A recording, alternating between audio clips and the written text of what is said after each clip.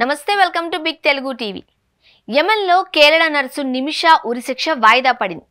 July 16న ఆమెకు ఉరిశిక్ష అమలు చేయాల్సి ఉంది. తన వ్యాపార భాగస్వామిని హత్య చేసిన కేసులో నిమిషాకు యెమెన్ కోర్టు ఉరిశిక్ష విధించింది.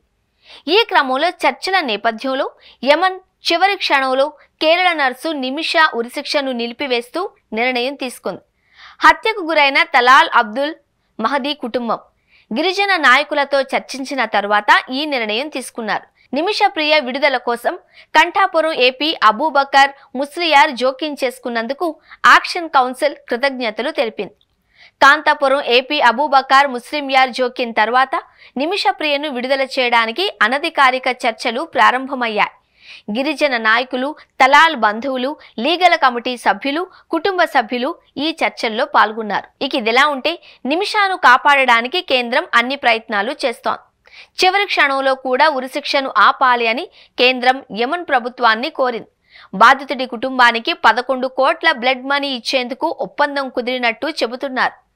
చివరి క్షణంలో ఉరిశిక్షను వాయిదా వేయడంతో అంతా ఊపిరి పీల్చుకున్నారు. 2017లో తన యెమెన్ వ్యాపార భాగస్వామి తలాల్ అబ్దుల్ మహదీని హత్య చేసిన కేసులో యెమెన్లో ఉరిశిక్షను ఎదుర్కొంటోంది నిమిష ప్రియ.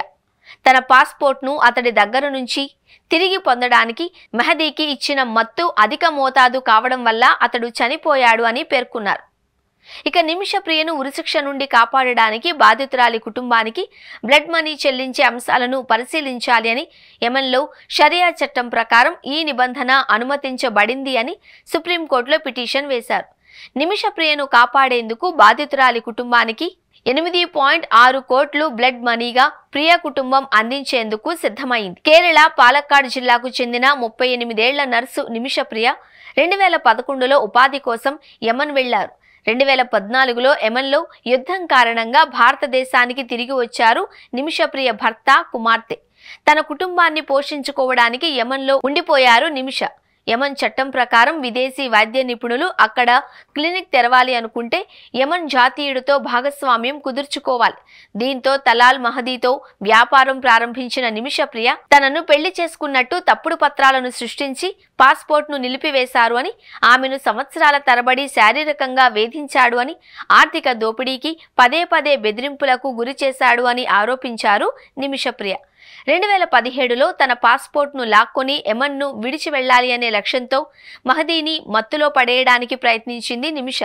కానీ మత్తు మోతాదు మించి చనిపోయాడు మెహదీ శరీరాన్ని ముక్కలు చేసి పారవేసినట్టు నిమిషపై ఆరోపణలు ఉన్నాయి. ఈ కేసులో 2020లో ప్రియకు మరణశిక్ష విధించింది యెమెన్ న్యాయస్థానం. ప్రియా మరణశిక్షను 2023లో సమర్థించింది హౌతీల సుప్రీం జ్యుడిషియల్ కౌన్సిల్.